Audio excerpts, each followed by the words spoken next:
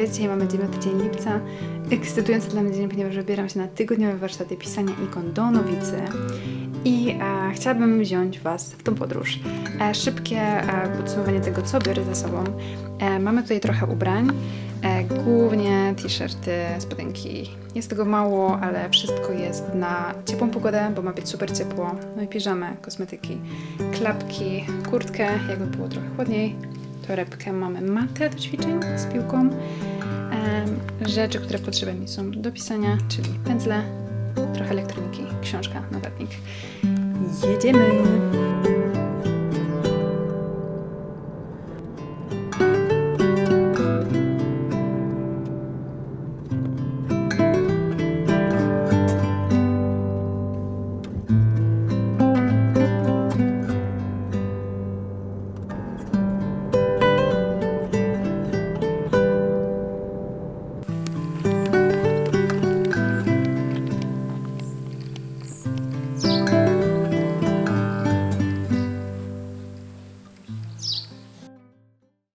Cześć!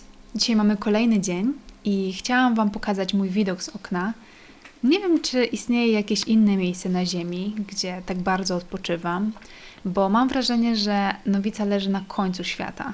Nie mam tu zasięgu i życie płynie wolniej, ciszej i jest przepełnione naturą.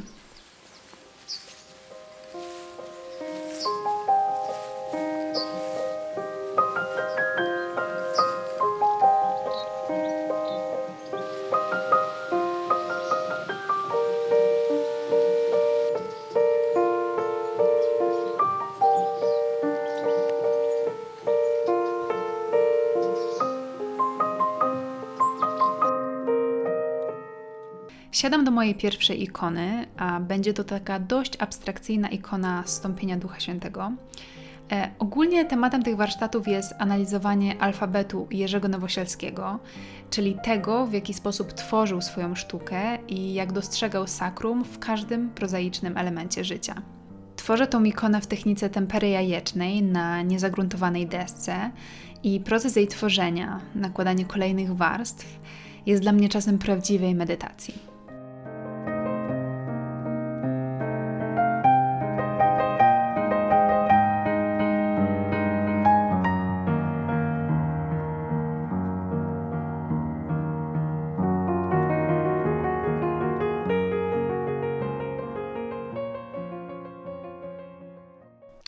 To, co lubię w tych warsztatach, to niezmienny program dnia. Posiłki o stałych porach wyznaczają rytm pracy i odpoczynku. Dodatkowo zawsze rozczula mnie to, gdy przychodzę i na stole widzę przygotowane przez kogoś jedzenie. I nie jest to nic specjalnego do jedzenia, bo zwykle na śniadanie i kolację mamy po prostu zwykły chleb, ser, pomidor i dżem.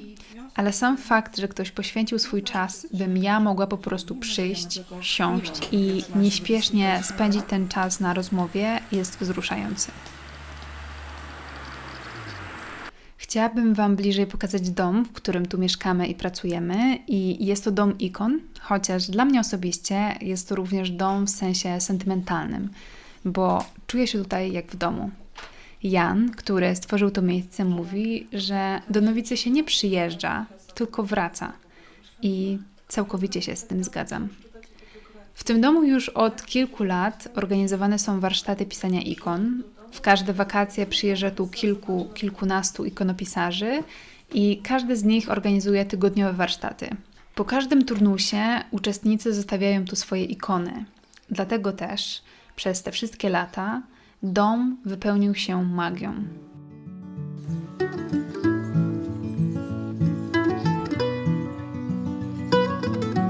Ale jeszcze Ci chciałam powiedzieć, że jak będziesz mieć jakiegoś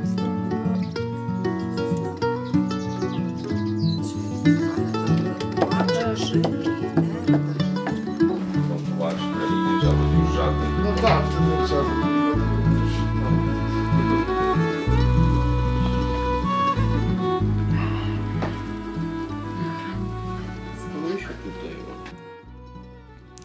Ja zabieram się za kolejną ikonę. Będzie to Mandylion i mimo, że długo nie mogłam znaleźć sposobu, by ta ikona zaczęła do mnie mówić, tutaj widzicie jej finalny efekt, to bycie w tym miejscu wspiera takie nieśpieszne poszukiwanie, cieszenie się byciem w procesie i powolnym kształtowaniem formy, czego bardzo długo poszukiwałam. Nie wiem, czy jest to zasługa tutejszego zanurzenia się w naturze, czy też tego, jak nieśpiesznie płynie tu życie, bo moje korzystanie z telefonu i internetu jest minimalne, gdyż prawie nigdzie nie ma tutaj zasięgu.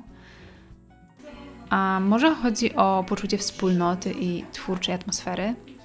Marcin, prowadzący warsztaty, na samym początku powiedział, że możemy zrobić jedną, kilka albo nawet żadnej ikony, że możemy zająć się jakimś klasycznym tematem, albo też iść myślą Nowosielskiego i szukać sakrum ikony w codzienności, pejzażach, portretach czy nawet aktach. Najważniejsze jest to, by się nie bać, malować kilka rzeczy naraz, eksperymentować, iść za intuicją. Mnie osobiście to pozbawienie się oczekiwań i ram tego, co powinnam, otworzyło na swobodną twórczość i dało ogromną wolność, czyli coś, czego bardzo długo szukałam w malarstwie.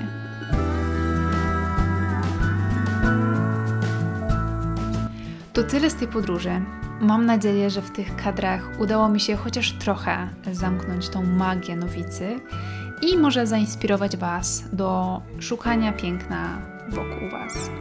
Do zobaczenia w kolejnych podróżach. Cześć!